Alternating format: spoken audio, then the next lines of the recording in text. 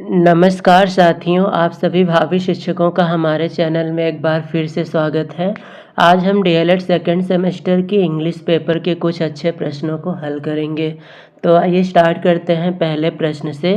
First question है, the productive skills of a language are. किसी भी लैंग्वेज की प्रोडक्टिव स्किल्स क्या होती है? प्रोडक्टिव स्किल्स का मतलब जिससे हम अपनी बातों को व्यक्त करें, एक्सप्रेस कर सकें। आपके ऑप्शन है listening and writing, reading and writing, speaking and listening, speaking and writing. तो हम स्पीकिंग और राइटिंग दोनों के जरिए अपनी बातों को किसी को भी व्यक्त कर सकते हैं। तो हमारा सही जवाब होगा option D, speaking and writing are the productive skills of a language.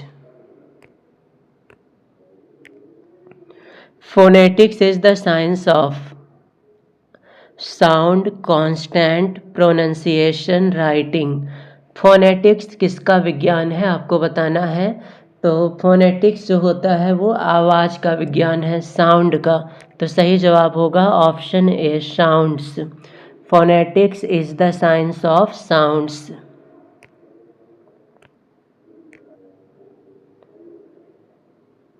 He has been writing for hour. यहाँ पर हमें आर्टिकल फिल करना है आ एंड द। तो आवर को जो हम पढ़ते हैं ये आवर पढ़ते हैं, आवर। इसकी शुरुआत स्वर से हो रही है, वावल से, इसलिए हम यहाँ पर एन का प्रयोग करेंगे। तो यहाँ पर हम भरेंगे an. He has been writing for an hour. Choose the correct spelled word. इसमें से हमें सही शब्द का चयन करना है जिसकी स्पेलिंग सही हो। तो ग्रामर की स्पेलिंग होती है GRAMMAR। पहला ऑप्शन गलत है क्योंकि इसमें MER है। दूसरा ऑप्शन सही है GRAMMAR, ये सही जवाब है। तीसरे ऑप्शन में यम एक बार है और ई आ गया है, इसलिए ये भी गलत है। और चौथे ऑप्शन में भी यम और ई का प्रयोग हुआ है और ए का प्रयोग 2 बार हो गया है, तो ये भी ऑप्शन गलत है। तो ग्रामर की सही स्पेलिंग होती है GRAMMAR, grammar.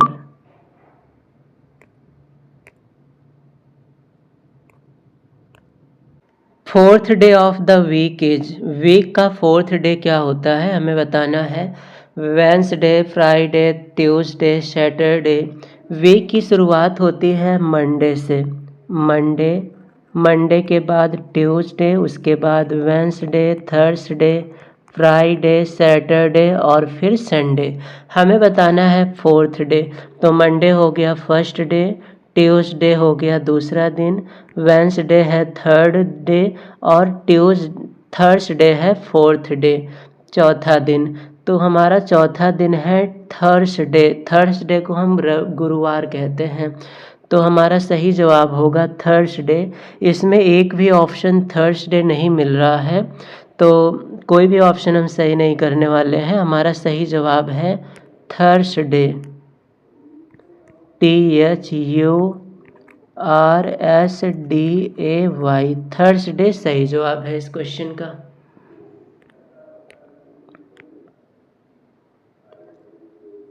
Conversation is a dialogue between person. Conversation कितने लोगों के बीच की बातचीत को कहा जाता है? 4, 2, 1, 3। कन्वर्सेशन हम दो लोगों के बीच के डायलॉग को कहते हैं। जब दो लोग बात करते हैं तो उसे हम कन्वर्सेशन कहते हैं।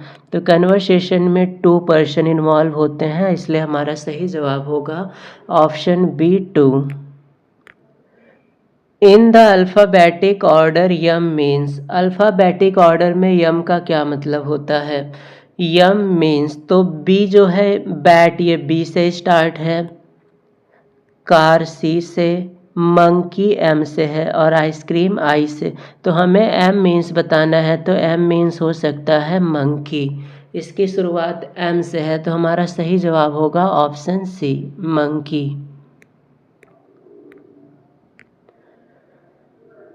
How many vowels in A to Z. A to Z में कितने वॉवेल्स होते हैं हमें बताना है। तो वॉवेल्स होते हैं ए, ई, आई, ओ, यू, ये 5 वॉवेल्स होते हैं। तो हमारा सही जवाब होना चाहिए ऑप्शन सी 5 वॉवेल्स।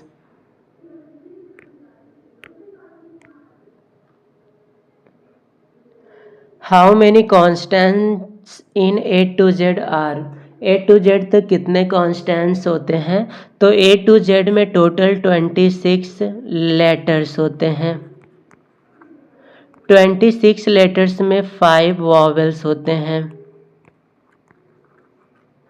अब 5 वॉवेल्स को निकालने के बाद बचेंगे 21 और ये होते हैं कांस्टेंट। तो ए टू जेड में 21 कांस्टेंट्स होते हैं। सही जवाब है option C 21। How many kinds of degree are. Degree के कितने प्रकार हैं हमें बताना है। 2, 3, 4, 5। इंग्लिश में डिग्री के 3 प्रकार होते हैं। पहला है पॉजिटिव, जो सामान्य डिग्री है। इसके बाद होता है कॉम्परेटिव, और कॉम्परेटिव के बाद होता है सुपरलेटिव। तो ये डिग्री के 3 प्रकार हैं। तो हमारा सही जवाब होगा option B, there are 3 kinds of degree in English grammar. How many articles are in English grammar. English grammar में कितने आर्टिकल्स होते हैं। 2, 3, 4, 5। इंग्लिश ग्रामर में 3 आर्टिकल्स हैं। सबसे पहला है अ, दूसरा है एन, और तीसरा है the, THE, a and the. ये 3 आर्टिकल्स इंग्लिश ग्रामर में यूज किए जाते हैं। तो हमारा सही जवाब होगा option B 3। How many kinds of noun. Noun के कितने प्रकार हैं इंग्लिश ग्रामर में। 4, 5, 2, 9, ये 9 है। तो इंग्लिश ग्रामर में नाउन के 5 प्रकार हैं। Personal, common, abstract, material, collective, ये 5 प्रकार होते हैं नाउन के। पहला है पर्सनल नाउन, दूसरा है कॉमन, तीसरा है एब्स्ट्रैक्ट, चौथा है कलेक्टिव, पांचवा है मटेरियल नाउन। तो हमारा सही जवाब होगा option B 5 nouns. There are 5 kinds of noun in English grammar. How many kinds of gender are in English grammar. English grammar में जेंडर, लिंग के कितने प्रकार हैं। 3, 4, 5, 9। इंग्लिश ग्रामर में 4 टाइप के जेंडर हैं। पहला है मैस्कुलिन, दूसरा है फेमिनिन, तीसरा है कॉमन, और चौथा है न्यूटर जेंडर। तो ये 4 प्रकार हैं जेंडर के इंग्लिश ग्रामर में। तो सही जवाब है option B 4।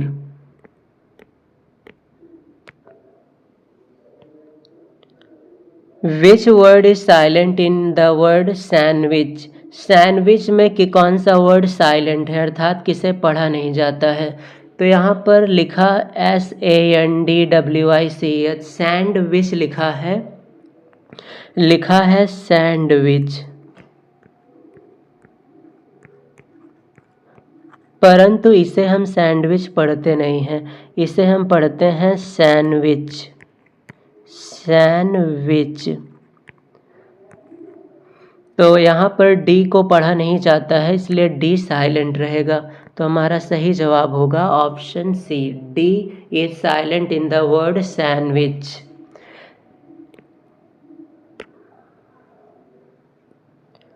Which letter is silent in the word psychotherapy.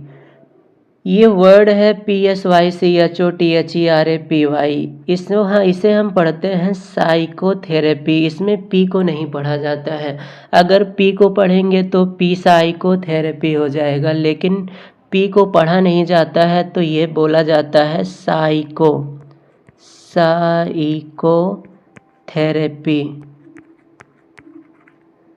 तो पी नहीं पढ़ा जाता है तो हम इसे साइलेंट मानेंगे, और इस वर्ड में पी साइलेंट है। Which letter is silent in the word guide? Guide word में कौन सा लेटर साइलेंट है? तो गाइड को हम गाइड पढ़ते हैं, GUIDE को गाइड पढ़ते हैं।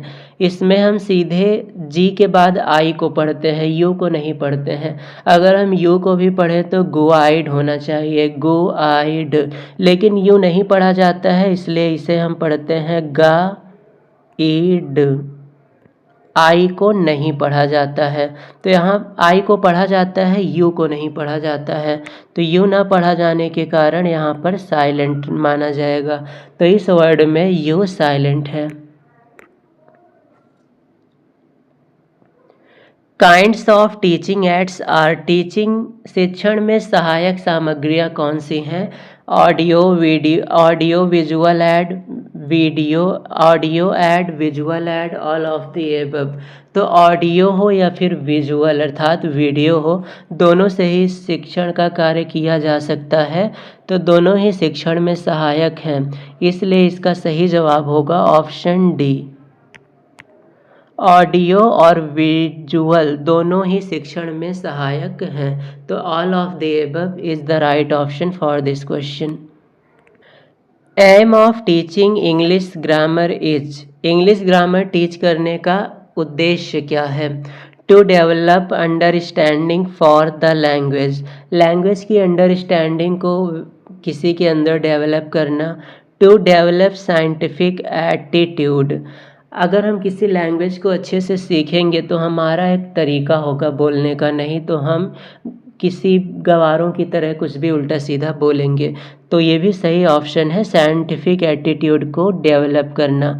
To assimilate correct patterns of a language, language के जो पैटर्न्स होते हैं उनको यूज करने का तरीका होता है, उसको शामिल करना। ये सभी ग्रामर को सीखने का उद्देश्य है। तो हमारा सही जवाब होगा option D, all of these are correct for this question. A good lesson plan describe the, एक अच्छा लेसन प्लान क्या डिस्क्राइब करता है? List of primary teaching point, teaching के लिए आवश्यक सभी पॉइंट्स को। Note on students activity, students की एक्टिविटी को डिस्क्राइब करता है। Proforma for teaching schedule, teaching के शेड्यूल को डिस्क्राइब करता है। ऑल ऑफ दीज, तो एक अच्छा लेसन प्लान के लिए ये तीनों ही ज़रूरी हैं। यहाँ पर ये तीनों ही ज़रूरी हैं, इसलिए हमारा सही जवाब होगा option D, all of these. Which of the following is also known as science of sound, sound का विज्ञान किसे कहते हैं? तो ये क्वेश्चन अभी पहले भी आ चुका था। Phonetics is the science of sounds, सही जवाब है option D. Which of the following is in possessive case, इनमें से कौन पॉसेसिव केस में है? पॉसेसिव केस का मतलब जिससे अधिकार को प्रकट किया जाए। आई, मी, यू, माइन, तो ये जो आई है ये सब्जेक्टिव केस है, इसे हम सब्जेक्ट के स्थान में यूज करते हैं, subjective case. Me and you, ये मी तो ऑब्जेक्टिव केस है और यू सब्जेक्टिव और ऑब्जेक्टिव दोनों होता है, तो इसे हम लिख सकते हैं ऑब्जेक्टिव। अब ये माइन, माइन का मतलब होता है मेरा। अब मेरा से हम किसी वस्तु पे अधिकार प्रकट कर सकते हैं, जैसे दिस फोन इज़ माइन, यह फ़ोन मेरा है। तो यहाँ पर माइन से अधिकार को प्रकट किया जा रहा है। So mine is in possessive case, right option is the answer, right answer is option D. Which letter is silent in the word GNAT, gnat? अब इस वर्ड में कौन सा लेटर साइलेंट है? अब इसे हम ग्नैट पढ़ें या फिर नैट पढ़ें? तो इसे जो सही तरीका है पढ़ने का वो है नैट। जी को नहीं पढ़ा जाता है, तो यहाँ पर जी को नहीं पढ़ा जाता है, इसलिए जी को हम मानेंगे साइलेंट। तो G is silent in the word NAT.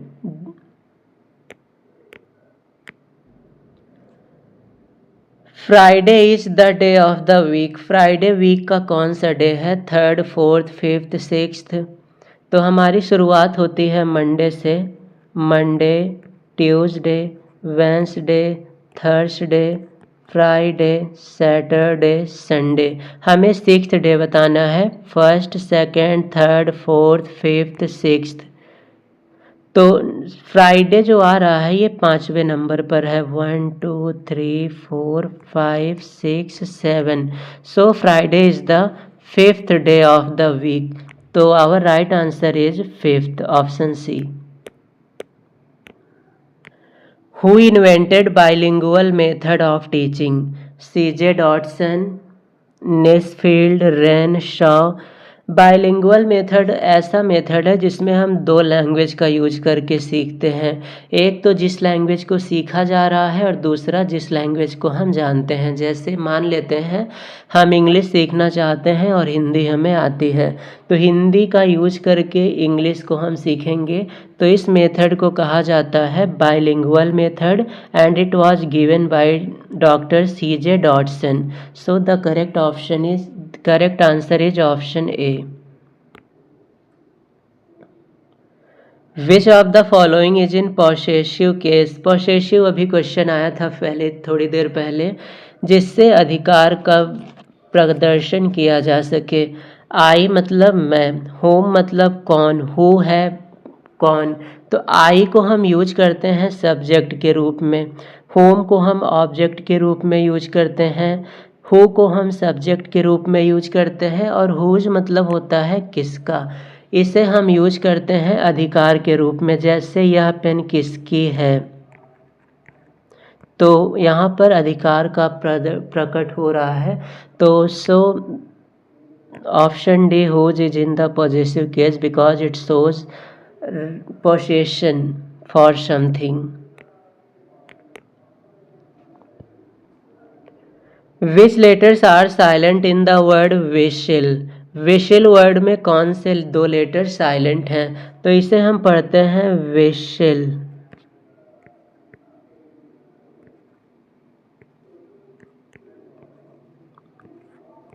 यहाँ पर हमने ये यच को नहीं पढ़ा और यहाँ पर टी को नहीं पढ़ा। विशिल वर्ड में 2 लेटर हैं, यच और टी, जिससे हम पढ़ते नहीं हैं, तो ये दोनों साइलेंट माने जाएंगे। So H and T are the right answer for this question. Which of the following words is adjective? इनमें से कौन एडजेक्टिव है? चूज, चूजर, चूसी, चूसिली। अगर लास्ट में ly दिखाई दे तो ये एडवर्ब होता है। चूज मतलब होता है सेलेक्ट करना, ये वर्ब है। चूजर ये कॉम्परेटिव डिग्री है। चूसी जो है ये हमारा एडजेक्टिव है, क्योंकि इसका मतलब होता है तुक मिजाज पर्सन, किसी पर्सन की ये क्वालिटी को रिप्रेजेंट कर रहा है। So it is the right answer and it is also adjective. Find out the correctly spelled word. इनमें से कौन सा वर्ड सही है? Monday, Saturday, Tuesday, Wednesday. Monday की स्पेलिंग होती है MONDAY, MONDAY। सैटरडे होता है SATURDAY।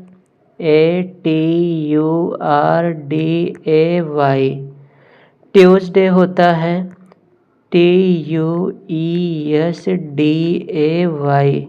यहाँ पर तीनों स्पेलिंग गलत दी गई हैं और ये चौथी स्पेलिंग सही है, वेंसडे, बुधवार। So the right answer is option D, Wednesday.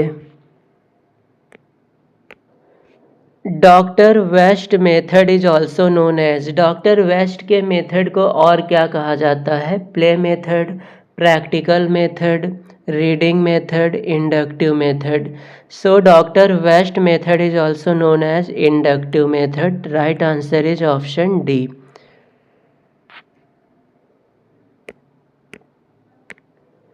We decided to stay at hotel in the centre of the town. इसमें हमें वॉवेल को फिल करना है, अ एंड द शम। इसमें कौन सा ऑप्शन सही होगा? तो होटल के साथ हम द का यूज करेंगे। So the right answer is option C, the. We decided to stay at the hotel in the centre of the town. So आज की क्लास में इतना ही। अगली क्लास में एक नए टॉपिक के साथ फिर से मिलेंगे। तब तक अपनी तैयारी करते रहें।